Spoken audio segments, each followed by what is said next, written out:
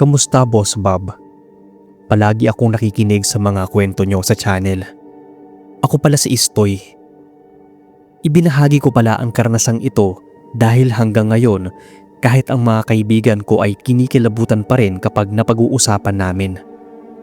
Tingin ko nga, boss, ay swak itong kwento ko sa mga ibinabahagi nyo. Nagbakasyon kami sa isang pribadong resort sa Zambales, mga 13 years nang nakalipas. Ang akala namin, isang pangkaraniwang bakasyon tuwing tag-init, pero nauwi sa isang kababalaghan. Bali 6 kaming magkakasama. Ako, ang 3 kong matalik na mga kaibigan at ang 2 kong pinsan na mga babae. Inarikila namin ang buong lugar dahil hindi pa naman panahon ng bakasyon. Sinabi rin ng may-ari na kami lang ang gagamit ng buong resort. Hindi naman gaanong marangya yung resort na yon. May 4 lang na kubo na gawa sa kahoy na nakakalat sa malawak na lupain. May isang 2 palapag na parang lodging house. Doon kami nanuluyan. Kapansin-pansin no ng isang malaking puno ng mangga sa gilid ng lodging house. Mayabong ang sanga at mga dahon, pero katakatakang hindi yun namumunga. May bilin pa noon yung may-ari ng resort. Huwag daw kaming tumambay malapit sa may puno. Ang sabi niya ay baka may naninirahang ahas at malaglagan kami. Pero para sa akin na minsan ding lumaki sa baryo ay naniwalang may laman ang punong yon. Isa pa niyang bilin na pagsapit ng gabi at may marinig daw kaming kakaibang ingay ay huwag na lang daw namin pansinin. Pag magkakasama naman daw kami at may tumawag ng pangalan namin mula sa hindi kilalang tao ay huwag daw naming sasagutin. Hanggat hindi raw namin nakikita ng malinaw o nakikilala ay huwag naming papansinin. Binaliwala namin yon dahil malabo namang may mang trip sa amin sa pribadong lugar na yon. Natawa pa nga yung isang kaibigan ko. Grabe daw manakot yung may-ari ng resort. Maayos naman yung unang araw namin. Nagtampisaw lang kami sa dagat buong araw. Bumili din kami ng iihawin naming isda at baboy.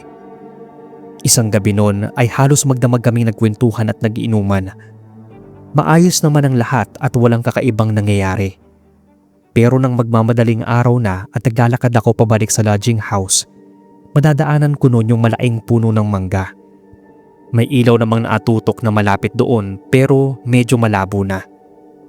Nang padaan na ako sa may puno, ay may naamoy akong makapal at matapang na usok ng tabako. Katulad ang amoy noon sa tabakong madalas pausukan ng lolo ko noon. Tumigil ako sa paglalakad dahil wala naman sa amin ang naninigarilyo at ang pinakamalapit na kapitbahay at tindahan ay daang metro pa ang layo. Medyo nasa dulo na kasi itong private resort na narentahan namin. Kaya malayo-layo din sa ibang resorts at mga kapitbahay. Habang naatitig ako sa madilim na bahagi ng malaking puno ng mangga ay may naaninag akong gumagalaw. Saka ko nakita ang parang baga pero may kalakihan yon kaysa sa pangkaraniwang baga ng sigarilyo kaya napaatras ako. Saka ko narinig ang parang mabigat na buntong hininga. Naggalawan ang mga sanga at dahon ng puno. Parang may mabilis na kumilos sa pinakataas ng puno na hindi ko nanatanaw dahil sa kapal ng mga dahon. Nawala din agad yung amoy ng tabako. Tumakbo ako pabalik sa mga kaibigan ko. Alam kong putlang-putla ako noon dahil sa takot na naramdaman. Akala daw nila ay natulog na ako mag-isa sa silid namin.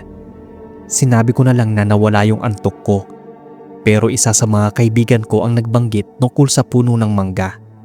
Pangalanan natin siyang Mark. Kwento ni Mark ay may nakita raw siya doon sa punong mangga nung hapon. Naglalakad daw siya papuntang cottage nang mapadaan siya sa puno. May napansin pa daw siya nung kakaibang upos ng sigarilyo. Nang makalagpas na raw siya ay may narinig siyang parang boses ng babaeng tumatawag sa pangalan niya. Nang lingunin daw niya ay wala siyang nakita. Pero bigla raw sumakit yung ulo niya at nanghina na kailangan pa niyang umupo ng halos 1 oras. Akala daw niya ay dahil sa tindiyo ng sikat ng araw. Pero kakaiba, parang bigla daw may humampas sa kanya na isang negatibong enerhiya kaya bigla siyang nanghina. Doon na nagsimulang maging kakaiba ang lahat sa amin.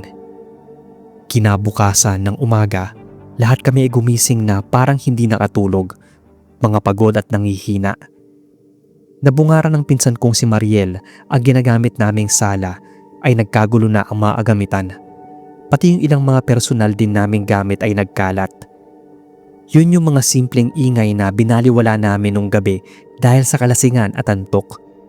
Pero mukhang hindi naman kami nakatulog ng maayos dahil may naririnig kami noon na maya't mayang tumatawag sa amin. Huling gabi namin doon ay hindi na kami uminom. Nagdakad-dakad na lang kami sa dalampasigan at nagkwentuhan. Nagpaalam noon yung pinsan kong si Kayla na babalik muna ng lodge dahil magbabanyo. Nagsabi si Mariel na samahan siya, pero tumanggi siya at kaya na raw niya mag-isa. Pero ang totoo noon ay tumatawag ang boyfriend niya at ayaw lang niyang malaman nito na maliban sa akin ay may kasama pa siyang ibang lalaki. Nagtaka na kami dahil ilang oras na ang lumipas ay hindi pa nakakabalik si Kayla sa dalampasigan. Nang nakaramdam na kami ng antok ay bumalik na kami sa lodge. Pero ganun na lang yung pagtataka namin nang makita si Kayla. Tulalang nakayakap sa mga tuhod niya at nakasiksik sa gilid ng kama. Yung parang galing siya sa pag-iyak. Ang akala ko talaga noon ay may matindi silang pinag-awayan ng boyfriend niya. Kahit anong sabihin namin sa kanya ay parang wala siyang naririnig. Nang tanungin namin kung ano ba talagang nangyari ay napabulanghit siya ng iyak. Takot na takot daw siya nang pagpasok ng silid namin. May naririnig daw kasi siyang ingay sa loob, parang nagkakagulo. Basta ang ingay daw. Akala niya ay nakabukas ang TV. Pagpasok niya ay biglang natahimik. At habang kausap daw niya noon yung boyfriend niya ay napatingin siya sa bintana. Ganun na lang daw yung pangingilabot niya nang may makita siyang mga mata na naasilip sa kanya. Pero ang higit na ikinatakot niya ay nang mapagtanto na wala namang balkonahe doon para tungtungan ng naninilip. Bigla raw nawala yon. Nakita raw niya talaga ang pagkilos at narinig na lang niya na parang may malakas na hangin at naggalawan ang mga sanga sa puno ng mangga. Lumapit pa siya noon sa may bintana at nasiguro niyang imposible talagang may sisilip doon. Aalis na raw sana siya sa harap ng bintana nang may biglang sumitsit sa kanya. Napatingin siya sa may puno ng mangga. Halos himatayin daw siya nang may makitang may napakalaking tao o nilalang na nakaupo sa sanga. Nangihina daw siyang napakapit noon sa kama at nagsumiksik sa gilid. Dahil siguro sa sunod-sunod na pagpupuyat namin at pagod ay pare-pareho kaming naatulog agad. Mga 2:00 siguro yun ng madaling araw nang magising ako dahil sa pakiramdam na parang may naadagan sa dibdib ko. Mabigat yun at naramdaman ko na parang may sumasakal sa akin. Hindi ako makahinga ng maayos at hindi ko rin maigalaw ang mga braso at binti ko. Nang maimulat ko ang mga mata ay may naaninag akong isang malaking anino. Hindi ko sigurado dahil nag-aagaw ang realidad at panaginip ng mga oras na yon. Narinig ko na may umuungol din sa mga kaibigan ko. Hindi lang ako ang nakaranas na bangungutin ng gabing yon, boss. Halos lahat kami. Ang matindi pa nga, yung isang kaibigan ko, halos manigas na sa higaan at hindi maagalaw ng ilang segundo. Kinabukasan noon ay para kaming inatake ng ilang halimaw. Nagkagulo ang mga gamit namin at ang mas malala ay pare-parehas kaming nakaramdam ng pangihina at pagod. Nakita ko si Kayla na tahimik pero panay daing ng aray. Masakit daw ang tiyan niya. Hindi sinasadyang naiangat niya yung suot niyang t-shirt. Nakita ni Mariel ang mga pasa sa tiyan ni Kayla at meron pa nga nun na parang bakas ng kalmot. Kahit nanlalata ay minadali na naming mag-impake. Hindi na kami naghintay na matapos ang umaga. Inayos namin ang mga gamit at iniwan ang mga bagay na hindi na madadala. Umalis kami agad sa lugar na yon sa sobrang takot na may mangyari pang masama sa amin. Alam niyo yung pakiramdam na kahit malayo na kami ay parang may naasunod pa rin sa amin? Nang makauwi kami ay agad din kaming pumunta sa isang albularyo na kilala ng aming mga pamilya. Sinabi ng albularyo na maswerte pa rin daw kami dahil hindi raw kami lubos na napinsala ng elementong nakatira sa punong yon. Pero mukhang tinandaan na raw kami noon at pakasundan kahit saan kami magpunta. Kinikilabutan pa rin ako kapag naaalala yon. Nagsagawa ng ritual ang albularyo at nagsunog ng mga halamang gamot. Binigyan kami ng mga bagay na isusuot namin para sa proteksyon. Ilang buwan simula nang mangyari yon ay paulit-ulit pa rin akong nananaginip tungkol sa malaking tao sa puno at ang nagbabagang tabako nun. Hanggang ngayon, kahit maraming taon na ang lumipas, natatakot pa rin ako sa tuwing nakakaamoy ng usok ng tabako o kapag may naririnig akong tumatawag sa pangalan ko nang hindi ko nakikita kung sino. Sinasabi ng iba na baka imahinasyon lang namin yon o baka pagod lang kami at natakot. Pero alam namin ng mga kaibigan ko at mga pinsan ang nakita namin at naranasan. Alam namin ang naramdaman namin ng mga sandaling yon. Ang resort na yon sa Zambales ay hindi lang isang lugar sa tabi ng dagat na pinupuntahan ng mga gustong mag-relax at magbakasyon. Yun ay lugar kung saan hindi man lubos na mapaniwalaan ay may naninirahan pa ring nilalang na maaaring maminsala sa mga taong bumubulabog dito. Hinding-hindi na ako babalik doon. At kung may magtanong sa akin tungkol dito, sasabihin ko ang parehong bagay na ibinilin sa amin ng may-ari. Huwag kayong mag-iingay at lalapit sa malaking puno. At huwag kayong sasagot kapag may tumatawag sa inyo hanggat hindi nyo ito nakikita o nasisigurong kakilala nyo ito. Sa mga kamag-anak at kaibigan lang namin sinabi kung saan ang lugar na to, boss. Hanggang ngayon kasi ay operational pa rin sila.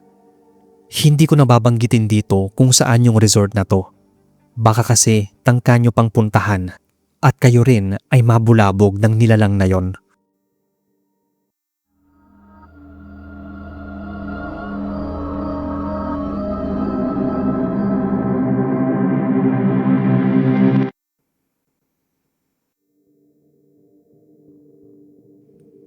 Magandang araw sa inyo, Sir Bob, at sa lahat ng mga nakikinig.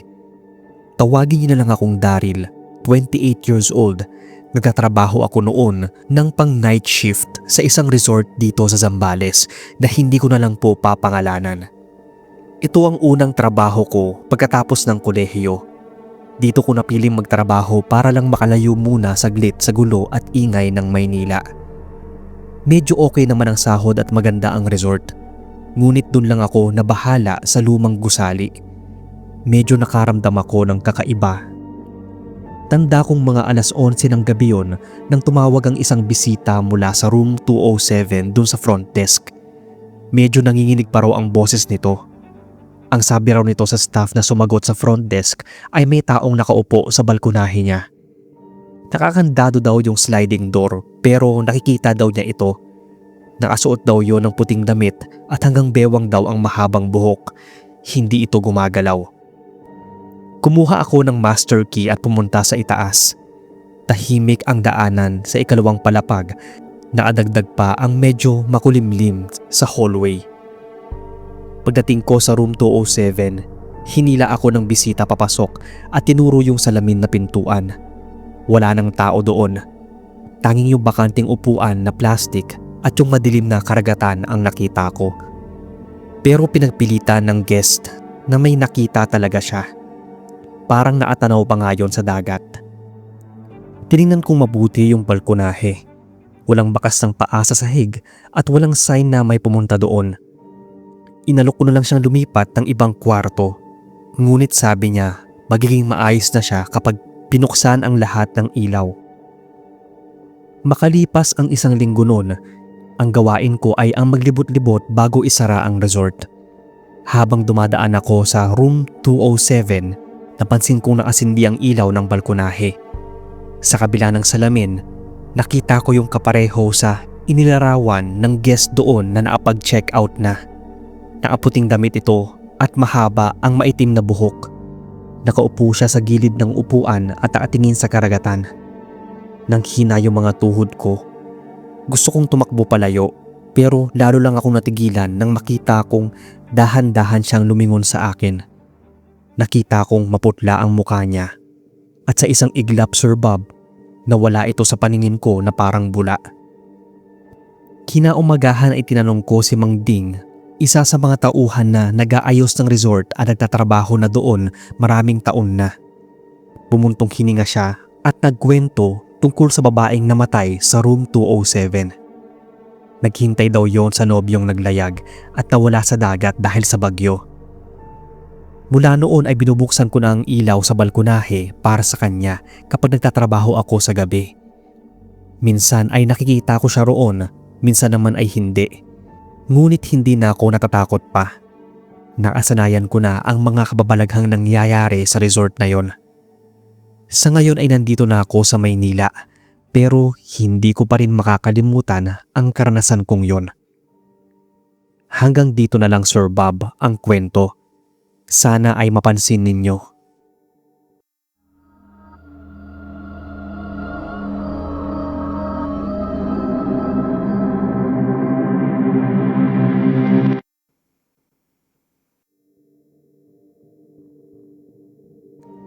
Magandang gabi sa inyo, sir, pati na sa lahat. Tawagin na lang akong Romel, taga Zambales. Ang karanasan kong ito ay tungkol sa isang resort na minsan kong pinamahalaan. Nangyari ito nung bata-bata pa ako at wala pang asawa. Tinanggap ko ang trabahong yon bilang tagapamahala ng mga gawain sa resort na to, sa pag-aakalang magiging madali lang. Hindi ko inaasahan noon na sa gabi ay gugugulin ko ang oras sa pagsusuri ng mga nakakandadong pinto at sa pagpapaniwala sa mga guest na ang mga kakaibang tunog na kanilang naririnig ay gawa lang ng hangin. Nagsimula ang lahat nung halos 2 linggo pa lang akong nananatili doon. Isang grupo ng magkakaibigan mula sa Maynila ang umupa ng aming kubo sa tabing dagat para sa mahabang bakasyon. Meron kasing mga cottages doon na pwedeng rentahan overnight o kahit ilang araw pa. Sa ikalawang gabi pa lang nila doon ay nakatanggap na ako ng tawag mula sa kanila. Mga 2:00 yon ng madaling araw. Isang babae ang tumawag at ang sabi pa niya ay parang may naglalakad o tumatalon-talon sa bubong ng kanilang kubo. Hindi raw sila makatulog ng maayos. Sa isip ko noon mga adik ba yon o sinong aakyat sa bubong ng cottage at maglalakad-lakad. Kumuha ako ng ilaw at tinungo ang daan papunta sa kanilang cottage. Malayo pa lang ako noon, sir, ay natatanaw ko na yung bubong ng cottage. Kitang-kita ko na parang may aninong gumagalaw sa bubong. Napahinto ako sa paglalakad. Lumakas yung kabog ng dibdib ko. Tama nga yung tumawag na may kung ano sa bubong ng cottage nila. Hindi ko sigurado kung napatingin yon sa kinaroroonan ko, pero bigla na lang yung nawala sa paningin ko. May puno ng nyog na malapit sa cottage at naggalawan ang mga sanga at dahon nito. Kinabukasan ay umalis ang grupo dahil hindi na raw nila kayang manatili pa doon ng isa pang gabi. Sobrang kinilabutan daw sila sa mga narinig na yabag sa bubong ng cottage na yari sa pawid. Nagdaglagan pa nga raw ang ilang piraso noon dahil sa bigat ng yabag. Napansin ko noon na parang may isang buntis sa grupo, kaya kinutuban ako na ito ang sadya ng kung anumang nakita ko noon sa bubungan.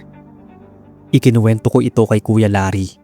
Siya yung takbuhan ko sa resort kapag may kailangan ako dahil matagal-tagal na rin siyang nagtatrabaho doon. Huwag ko na lang daw pansinin at baka naligaw lang sa resort. Hindi naman ako inosente pagdating sa mga nilalang o elementong nananakot o gumagambala sa mga tao.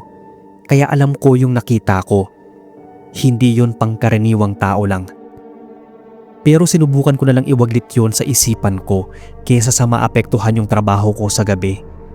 Lalo na't sinicheck ko isa-isa ang mga cottages. Makalipas ng ilang araw ay may nag-check-in na mag-asawang medyo may edad na. Halatang may sakit yung lalaki at mukhang nagpunta doon para makalanghap ng sariwang hangin at makapagpahinga. Isang gabi noon ay tumawag ang asawang babae. Meron daw mabahong amoy o masangsang sa cottage nila. Hinalughog namin yung buong cottage dahil baka may patay na daga o anumang hayop na inuuod na. Pero wala naman kaming nakita. Ang sabi ng matandang babae ay sumama daw yun sa hangin at parang saglit lang nilang naamoy pero nakakasulasok daw. Nung adto naman kami ni Kuya Larry ay wala kaming naamoy. Kaya sinabi namin na baka napasama lang sa hangin at kung saan nanggaling yon. Napansin ko noon na imbis na sumigla ang matandang lalaki ay parang nangihina ito kinabukasan. Ang sabi ng asawa nito ay parang nahirapan itong huminga nung gabi. Nahiya lang daw silang manggising. Buti at umayos naman daw ang pakiramdam ng asawa. Sumunod na gabi noon ay nagpa siya akong mag-abang sa labas ng kanilang silid para malaman ang totoo. Eksaktong alas 12 nang maamoy ko ang masangsang na amoy. Parang dumaan lang yon. Agad akong napatakip ng ilong at halos masuka dahil nakakasulasok talaga yung amoy. Narinig ko na may nagsalita sa loob ng cottage. Alam kong yun yung matandang babae. Maya-maya ay minarinig ako na panay ubo ng matandang lalaki at yung tunog na parang nahihirapang huminga. Kaya kumatok ako sa cottage nila at tinulungan ko silang mapabangon ang matandang lalaki. Habang pinapainom niya noon ang gamot ang asawa, ay narinig ko na parang may kumakalusko sa dingding. Akala ko nung una ay naligaw na pusa lang, pero maya-maya ay nalipat sa bubong ang parang kumakaluskos. Alam mo yung para siyang manok na kumakaykay sa mga tumpok ng tuyong dahon. Parang ganun ang tunog. Napatingala ako sa bubong. May naglalaglagang bahagi ng pawid. Binugaw ko yon na parang nagbubugaw ng manok. Huminto yun saglit. Pero maya-maya ay parang mas nilakasan pa noon ang pag-uukay sa bubungang pawid. Kaya lumabas na ako ng cottage at inilawan ang bubong. Ganun na lang ang gulat at takot ko nang may isang nilalang na dali-daling tumalon sa puno ng nyog at mabilis yung umakyat. Nang ilawan ko ang taas ng nyog ay parang may kumislap na isang pares ng namumulang mga mata. Sunod-sunod akong napamura at tinawag ng malakas si Kuya Larry. Natataranta din siyang lumapit sa akin. Sinabi ko sa kanya na may nakakatakot na nilalang sa itaas ng puno ng nyog. Inilawan din niya yon. Nung una ay wala siyang nakita. Pero nang alisin niya ang liwanag ng flashlight, doon ay nakita rin niya ang pares ng hugis ng mata na nagiilaw sa taas ng puno. Napamura din siya. Dali-dali siyang bumalik sa tinutuluyan namin. Pagbalik niya sa cottage ay may dala na siyang itak at asin. Inabot niya sa akin yung itak at sinabo niya yung asin sa paligid ng cottage. Mukhang yung may masakit na matanda daw ang pakay nun. May mga ganong uri daw talaga ng aswang. May sakit na matanda o bata ang binibiktima nila o yung halos kamamatay lang. At malamang yun din yung nakita ko nung gabi nung andun yung grupo ng mga kabataan. Kung may buntis nga daw doon ay yung sanggol sa sinapupunan ang pakay nun. Nagtaka naman ako, Sir Bob, kung papaanong may naligaw na ganoong nilalang sa resort namin. Baka nga dayo lang yon at dahil nga mapuno ang katabi ng resort ay pinasya nun na doon maglagi para mambiktima. Simula noon ay kaming dalawa na ni Kuya Larry ang palaging naglilibot tuwing gabi sa buong mga cottages at resort. Nilalagyan din namin ng asin ang mga bintana at pintuan at nagsasaboy sa bubong ng mga cottages. Unti-unti na ring nawala ang panggagambala ng aswang.